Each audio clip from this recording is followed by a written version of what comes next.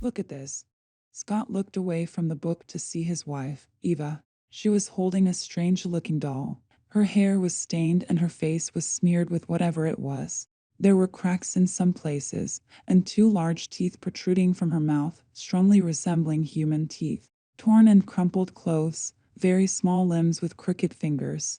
This doll looked like it had escaped from a horror movie, the cheapest kind, the kind where they usually make such toys as scary and ugly as possible in order to create fear. Is he ugly? Scott answered more or less gently, so as not to offend. You don't understand anything. Eve hugged the doll to her, holding her tightly. Well, yes. It had been a year since their 5-year-old son had died. The parents had neglected to watch. The boy had run across the road to look at the dogs, and then the pack was not friendly and jumped on the child and mauled him to death. And something about the doll's face reminded them of their son's face at that moment. Red, bruised, with two big teeth sticking out among the meat. Only the doll's face looked like it had been dipped in a pile of shit and was happy afterwards. Aren't you glad? Our baby's back. Of course, darling. I'm very glad. Eva stared intently at her husband, stroking the doll. Scott went back to his book. Of course, he was hurt by the loss of his son, but going to such extremes was not his thing. It made it worse, like scraping away an old wound, and the thought of his beloved wife losing her mind made the environment not a pleasant one. You're not happy, Scott. In fact, you don't really care. He wasn't paying attention as she walked away. He just listened to the loud footsteps and sobs, then the slam of the door, and silence. Scott set the book aside and squeezed his eyes shut. There were no more tears left, but he wanted to cry. Soon he would lose his wife as well. A week later, Eva came out of the room after all. She still kept the doll with her. Scott tried not to look at such a creepy replacement son. They just talked peacefully about how they were going to spend the weekend. Summer was in full swing. Why not have a picnic? It's been a long time since we've been out in the countryside for a little refreshment, a break from the hustle and bustle of the city. Scott wanted to say something about the doll, but didn't bring it up. He didn't want to upset his wife again. Maybe she'd play with it for a while, and then it would go away. At least, Scott hoped it would. When the weekend came, they all got together, Scott, Eva, and the son.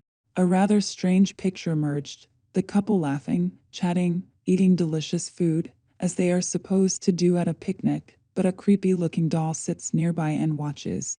Watching the happy couple, the birds and small animals, listens to what is being said, the singing and rustling of the grass, feels the moments of wind. The doll feels as if it is alive, or pretends to be. Life was gradually getting better.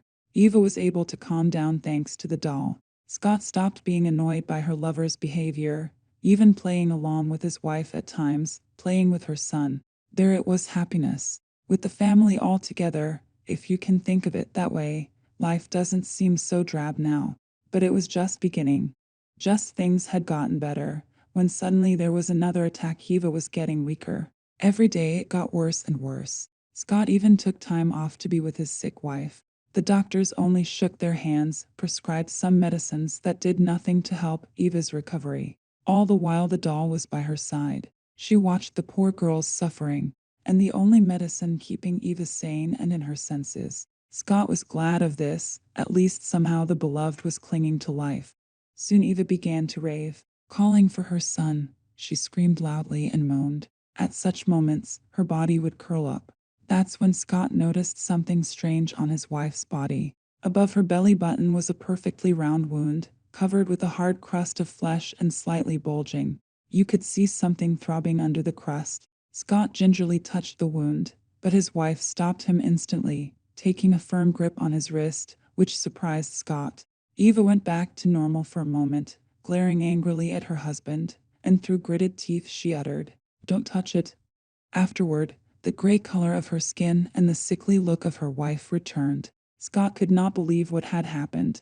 His gut told him something was definitely wrong. Now life was beginning to look like a horror movie. Scott quit his job, stayed home all day, all to get his wife back. She wasn't the Eva he knew. She'd become demented, thin and gray, like a plague, a pathetic semblance of a human being. And that doll. Eve wouldn't part with her for a second. Scott tried to take the creepy toy away, but Eva wouldn't let him. It was too late to make attempts to get rid of the doll. To turn to a specialist, Scott was reluctant. He wasn't ready to accept the fact that everything that was going on was beyond any human laws. Maybe his gut was deceiving him. Maybe this was all a bad dream. If only. Scott had already put his hands down. He was at a loss, didn't know what to do, and he himself was gradually turning into a pathetic semblance of a man, because since the beginning of all these events he began to drink slowly. The only solution to all his problems was cheap booze. Soon it will run out too, because the budget is not infinite to spend on booze. At times altogether, Scott, Eva, and the son would get together like in the good old days. They sat in the living room in complete silence, each in his own projection. The lights hadn't been on for a long time, and there was hardly any food left. Only empty bottles, excrement, and vomit. The smell of urine was so stale that it was analogous to air freshener. Eva played with her son, telling him various stories. Scott wasn't paying attention. He even forgot that he didn't live alone. And during another one of those gatherings, Scott noticed something. When he looked at the doll, it seemed to him that the toy was beginning to grow some semblance of flesh. Not even that. The plastic, or what the doll was made of, was crumbling, and bare flesh was beginning to appear from under the exposed areas. Even the black eyes had fallen away, replaced by real, cloudy human eyes. Her teeth began to show, and her hair grew noticeably taller, and the doll itself became a little bigger. The funny thing was, Scott didn't react to it. He blamed it on the fact that he was so drunk that the dolls began to turn into real children. One day Scott heard a very strange sound that awakened him from his sleep, as if someone was greedily sucking up the rest of the juice. Scott decided to see if he was imagining things. He took a nearby chair as protection. Holding his weapon firmly in his hands, Scott walked out into the living room. Sounds came from his wife's room.